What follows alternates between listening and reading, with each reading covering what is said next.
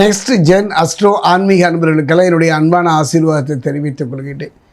Next gen astro மூலியமாக ஆன்மீகம் மட்டுமல்ல, அமானுஷ்யம் மட்டுமல்ல, சோடி பிரசனத்தின் மூலமாக நவ கிரகங்களில் பார்த்திங்கன்னா சில கிரகங்களுடைய பயிற்சியெல்லாம் ஒரு நலன் பொருட்டு இறையர்களாலும் குருவர்களாலும் சொல்லி வருகிறேன். அந்த வகையில் பார்க்கும் பொழுது குரு பயிற்சி, சனி பயிற்சி, ராகு கேது பயிற்சி, 3 பயிற்சிகளும் எந்த விதமான நற்பலனை நோக்கி நாங்கள் நகரவில்லை என்று கலங்கிய உங்களுக்கு ஒரு அருமையான பயிற்சி. என் குருவால் கிட்டத்தட்ட ஒரு 4-5 வருட காலமாக நான் பார்த்தீங்கன்னா இந்த சோடி பிரசனத்தின் மூலமாக சுக்கிரனுடைய பயிற்சியை சொல்லி வருகின்றேன். குறுகிய கால பயிற்சியாக இருந்தாலும் கூட மற்ற கிரகங்கள் தரக்கூடிய நற்பலனை அதிகப்படுத்தியும் கெடுபலனை குறைத்தும் தருவதில் இவனுக்கு இணை இல்லை. அதே நேரத்தில் பார்த்திங்கன்னா லக்னத்தில் கேந்திரங்களில் பார்த்திங்கன்னா ஆட்சியோ உச்சமோ பெறுகின்ற ஒரு அற்புதமான நிலைக்கு சொந்தக்காரன் யாருன்னு பார்த்தீங்கன்னா சுக்கிரன் தான். அந்த வகையில் பார்க்கும் பொழுது சுக்கிரனுடைய பயிற்சி, அதாவது பார்த்திங்கன்னா 2025 ஒரு கடைசி பயிற்சி என்று தான் நான் சொல்லுவேன். 26/11/2025 20/12/2025 வரை ஒரு குறுகிய கால பயிற்சியாக இருந்தாலும் அதே நேரத்தில் துலாம் ராசியிலிருந்து விருச்சிக பயத்துக்கு பயிற்சியாகின்றார். ஏற்கனவே விருச்சியில் ஆத்மகாரகன் பிதுகாரகன் என்று சொல்லக்கூடிய சூரியன் இருக்கின்றார். அதே இடத்துல பார்த்தீங்கன்னா அற்புதமான ஒரு நன்மையை தரக்கூடிய புதனும் இருக்கின்றார். புரிந்து கொள்ளுகின்ற காரகத்தன்மை மட்டுமல்ல, பூமிகாரகன் என்று சொல்லக்கூடிய செவ்வாயும் இருக்கின்றார்கள். அந்த விருச்சிகத்துக்கு துலாமிலிருந்து நுழைகின்றார் களத்தகாரன் சுக்கிரன். இது எவ்வாறு இருக்கும்? ஒரு கிரகத்தினுடைய பயிற்சியை வச்சு முழுமையாக சொல்லிட முடியாது. மற்ற கிரகங்களுடைய இருப்பையும் பார்க்கணும். அந்த வகையில் கும்பராசியை பொறுத்த வரைக்கும், குரு பகவானை பொறுத்த வரைக்கும் பார்த்தீங்கன்னா மிதுனத்திலிருந்து கடகம் வந்தார் அதிசாரமாக. திரும்ப கடகத்திலிருந்து மிதுனம் நோக்கி பின்னோக்கி நகர்ந்து விட்டார், தன் பழைய இடத்துக்கு போயிட்டார். அந்த வகையில் பார்க்கும் பூர்வ புண்ணிய குருவாக இருக்கின்றார். இந்த ஒன்று தாங்க, இந்த ஒன்றை வயிற்றே நான் சொல்லிவிடலாம். அதே நேரம் சனி பகவானை பொறுத்த வரைக்கும் கும்பத்தில் பாத சனியாக இருந்தவர் இப்போ ஜென்ம சனியாக வந்து விட்டார். பயப்பட வேண்டாம், கலங்க வேண்டாம், நடுங்க வேண்டாம். காரணம், ஒரு கிரகத்தினுடைய நிலைமையே முழுமையான கெடுபலனையும் நற்பலனை தந்து விடாது. இப்படிப்பட்ட சூழ்நிலையில் இந்த சுக்கிரன் பயிற்சி எவ்வாறு இருக்கும் கும்பம் பார்க்கலாம்.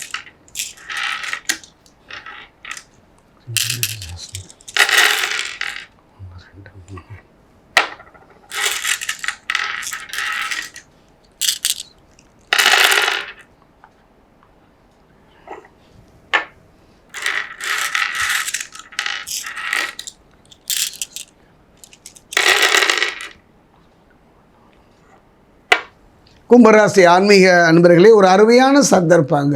சனி பகவானை பொறுத்த வரைக்கும் ஜென்ம சனியாக இருப்பதனால கொஞ்சம் கவனமாக தான் இருக்கணும். எடுத்து வைக்கின்ற ஒவ்வொரு அடியும், பேசுகின்ற ஒவ்வொரு வார்த்தையும், நம்முடைய முயற்சிகள் அத்தனையுமே ஒரு முறைக்கு 2 முறை யோசித்து செயல்படுவது சிறப்பு.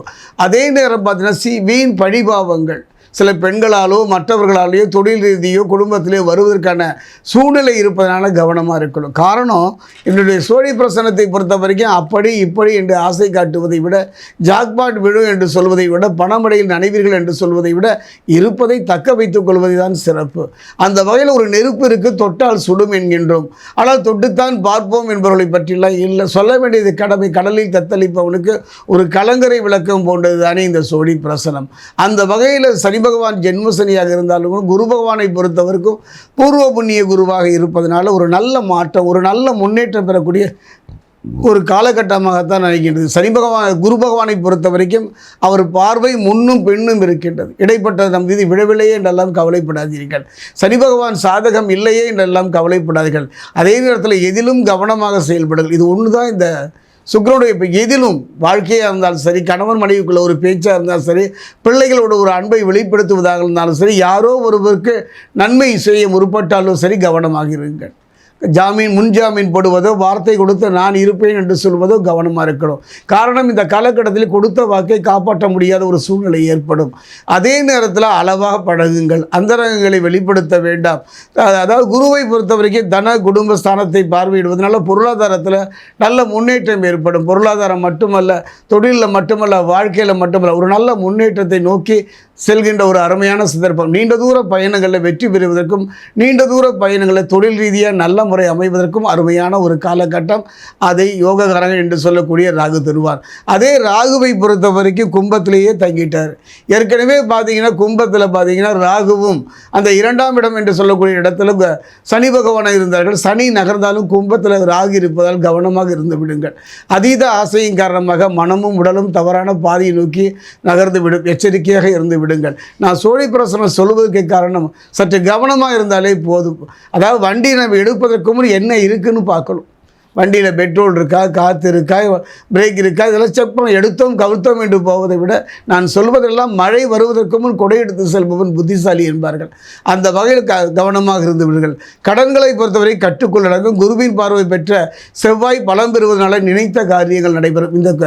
இந்த சுக்கிரனுடைய பெயர்ச்சியில் செவ்வாயும் சுக்கிரன் மட்டுமல்ல, அதே நேரத்தில் புதனும் துணை இருப்பதனால் அற்புதம். புரிந்து கொள்கின்ற ஒரு காரகத்தன்மை இருப்பதனால அரசு துறையில் ஆதாரம் பெறலாம். உங்கள் பேச்சுக்கு ஒரு மதிப்பு மரியாதையும் ஏற்படும். அதே நேரத்தில் பார்த்தீங்கன்னா அந்த துறையில் இருப்பவர்கள் கவனமாக இருக்க வேண்டும்.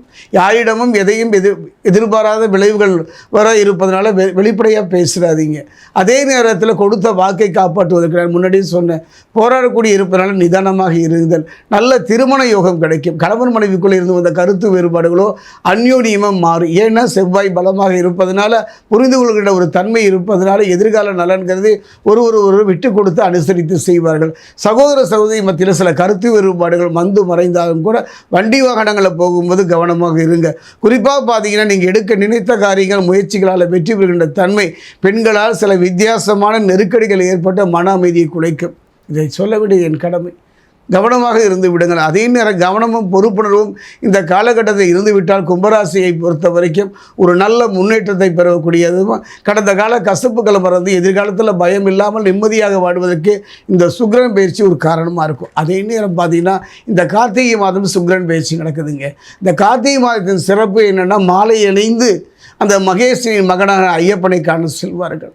திருவண்ணாமலை தீபமும் இந்த காலகட்டத்தில். அதே நேரம் ஒரு முக்கியமான நிகழ்வு என்னென்னு பார்த்தீங்கன்னா, நரசிம்மர் நமக்கெல்லாம் தெரியும், தன் பக்தன் சொன்ன வார்த்தையை காப்பதற்காக தூணிலே தோண்டிய ஒரு அற்புத வடிவம். அந்த நரசிம்மர் தனது 3வது கண்ணை திறப்பதாக ஒரு நம்பிக்கை. அந்த காலகட்டத்தில் நரசிம்மர் ஆலயம் சென்று அவரை வழிபடுவது இப்போ இந்த கும்பராசிக்கு இருக்கக்கூடிய அந்த சனி பகவான், அதாவது பார்த்தீங்கன்னா கும்பத்தை பொறுத்த வரைக்கும் ஜென்மசரியாக இருப்பதனால நரசிம்மருடைய வழிபாடு சிறப்பு. அதாவது பெருமாள் ஆலயம் சென்று, விஷ்ணு ஆலயம் சென்று ஒரு தேங்காயை 2ஆக உடைத்து நீரை அகற்றிவிட்டு அதில் நெய் தீபம் ஏற்றி வழிபடுவது அற்புதம். குறிப்பாக பார்த்தீங்கன்னா இந்த ஜென்மசனி காலத்தில் திருத்தணி அருகே இருக்கக்கூடிய பாதசனீஸ்வரர் ஆலயம், அங்கு தரக்கூடிய நல்லெண்ணெய் கொண்டு அவரை நாமே தொட்டு வழிபாடு செய்யலாம்.